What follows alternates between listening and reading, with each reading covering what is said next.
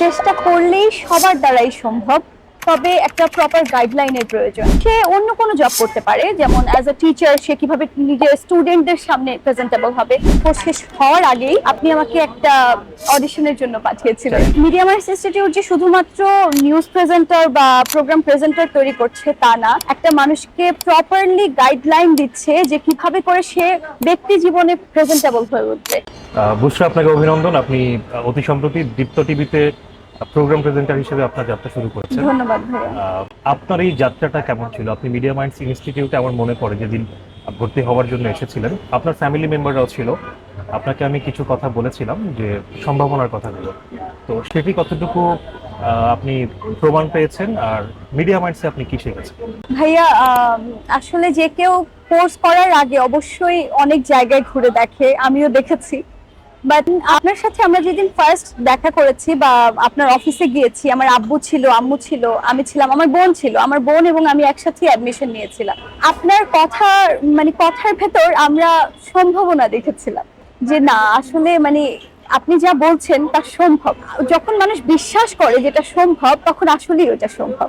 ওই বিশ্বাসটা আপনি তৈরি করেছেন, বা মিডিয়া মাইন্ডস ইনস্টিটিউট শিক্ষার্থীদের মাঝে ওই বিশ্বাসটা তৈরি করে দেয়। এটা সবথেকে বড় শক্তি। আমি একটা কথা বলি সবসময় যে প্রথমত হচ্ছে, ধরেন যারা মিডিয়ায় কাজ করতে চায়, প্রেজেন্টেশন হোক কিংবা প্রোগ্রাম প্রেজেন্টেশন বা নিউজ প্রেজেন্টেশন যেখানে হোক, সেখানে শুদ্ধ উচ্চারণটা অনেক বড় একটা ফ্যাক্ট।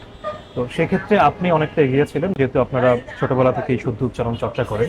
অন্যদের ক্ষেত্রে যদি আপনাকে জিজ্ঞেস করি, যারা বাংলা উচ্চারণে অনেক ধরনের ভুল করে, জড়তা থাকে, আঞ্চলিকতা থাকে, তাদের ক্ষেত্রে আপনি উন্নতির জায়গাটা, কিংবা অনেকেই আছে যে ক্লাসে টিচারের সামনে একটা প্রশ্ন করবে, সেই কনফিডেন্সটাও পায় না, তাদের ক্ষেত্রে আপনি কোনো পরিবর্তন দেখেছিলেন কিনা কোর্সে?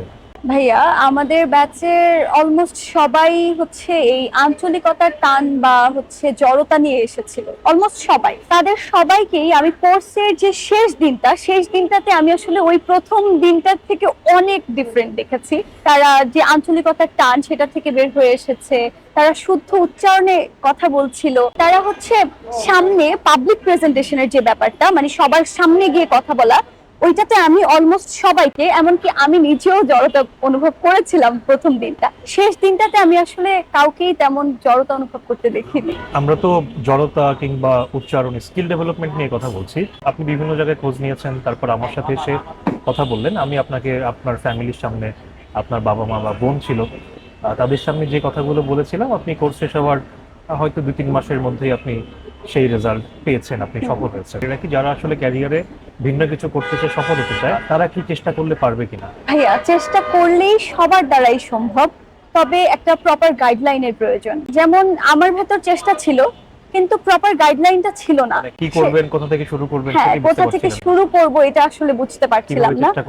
আমি যখন কোর্স 1.5 মাস বা 2 মাস কন্টিনিউ করেছি, কোর্স শেষ হওয়ার আগেই আপনি আমাকে একটা অডিশনের জন্য পাঠিয়েছিলেন। চ্যানেল 24 এ। হ্যাঁ, তো সেই জায়গা থেকে আমি আসলে নিজের ভেতর একটা কনফিডেন্ট পেয়েছি।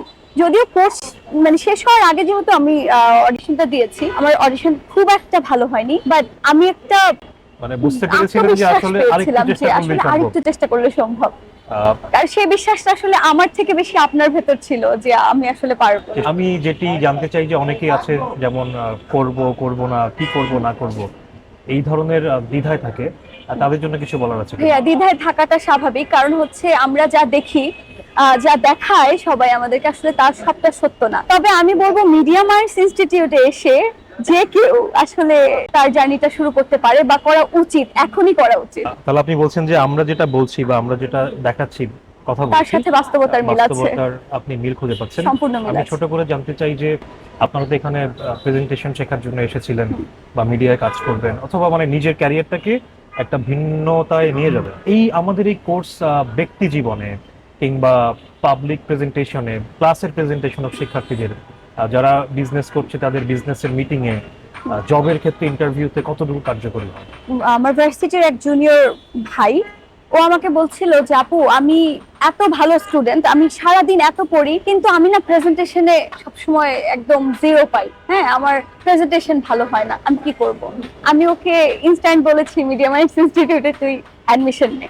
তার কারণ হচ্ছে ভাইয়া, মিডিয়া মাইন্ডস ইনস্টিটিউট যে শুধুমাত্র নিউজ প্রেজেন্টার বা প্রোগ্রাম প্রেজেন্টার তৈরি করছে তা না, একটা মানুষকে প্রপারলি গাইডলাইন দিচ্ছে যে কিভাবে করে সে ব্যক্তি জীবনে প্রেজেন্টেবল হয়ে উঠবে, সে আসলে একটা আননোন মানুষের সামনে নিজেকে কিভাবে তুলে ধরবে, বা হচ্ছে তার সে অন্য কোনো জব করতে পারে, যেমন অ্যাজ এ টিচার সে কিভাবে নিজের স্টুডেন্টদের সামনে প্রেজেন্টেবল হবে, সে যাই করুক তার ব্যক্তি জীবনে। আমি দেখেছি মিডিয়া মাইন্ডস ইনস্টিটিউট সবাইকে আসলে তার ব্যক্তি জীবনে ইমপ্রুভ করেছে বা মানে help উন্নতি করেছে। করার জায়গাটা। শেষ প্রশ্ন, তাহলে আপনি এটা এনশিওর করছেন যে মিডিয়া মাইন্ডসে যদি কেউ আসে, স্কিল যেগুলো প্রয়োজনীয় সেগুলো ডেভেলপ করার পাশাপাশি যারা জব করতে চায় যে প্রসেসগুলো প্রয়োজন তারা এখানে সম্পূর্ণভাবে শিখতে পারবে এবং মিডিয়া মাইন্ডস পাশে থাকে, আপনি এটাই বলতে চাচ্ছেন? অবশ্যই। বুঝতে আপনাকে অসংখ্য ধন্যবাদ। আমি মনে করি যে আপনার আমার যে এখন কথোপকথন এটি যদি কেউ দেখে তাহলে আমার মনে হয় যে তারা সিদ্ধান্ত নেওয়ার ক্ষেত্রে, যে যারা ভাবছে যে কি করব বা আদৌ সেখানে গেলে বাস্তবতার সাথে মিল আছে কিনা, আমার মনে হয় যে তাদের ক্ষেত্রে অবশ্যই সিদ্ধান্ত ভাইয়া, নিতে সুবিধা হবে। বুঝতে সুবিধা আপনাকে হবে। অসংখ্য ধন্যবাদ জি ভাইয়া, এবং ধন্যবাদ। আপনার জন্য শুভকামনা। আপনি অনেক ভালো করুন, আরো এগিয়ে যান।